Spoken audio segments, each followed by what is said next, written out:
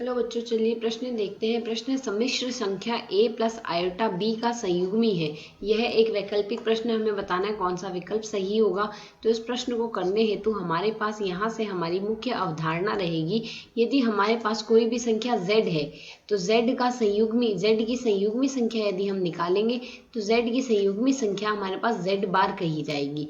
और इस z बार में यदि हम यह मान के चले z हमारे पास एक वास्तविक और काल्पनिक संख्या का मिश्रण है, अर्थात काल्पनिक संख्या ही है, तो यहाँ से z जो हमारे पास वास्तविक भाग होता है, रियल z, उसका यदि हम संयुग्मी देखते हैं तो वह हमारे पास जो संख्या है वह की वही आ जाती है, अर्थात रियल z ही आ जाता है। और जो हमारे पास यहाँ से काल्पनिक भाग होता है या फिर आयोटा है, आयोटा का जो संयुग्मी आएगा वह माइनस का आयोटा आएगा।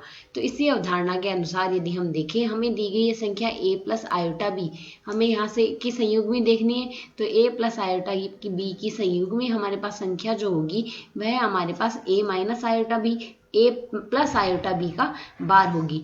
अब बार में यदि हम देखें जो वास्तविक संख्या है उसका बार हमारे पास, यदि हम देखें इसे सरल करके हम लिख सकते हैं a का बार प्लस आयोटा का बार प्लस b का बार। a व b हमारे पास वास्तविक संख्याएं हैं, तो यहाँ से a का बार a आएगा जबकि b का बार b आएगा, किंतु आयोटा का बार जो आएगा वो माइनस का 1 आएगा। तो यहाँ से a प्लस आयोटा b की संयुग्मी आ जाएगी a माइनस आयोटा b। और यदि विकल्पों से तुलना करें तो हमारा विकल्प सी सही हल है। आशा है समझ आया। धन्यवाद।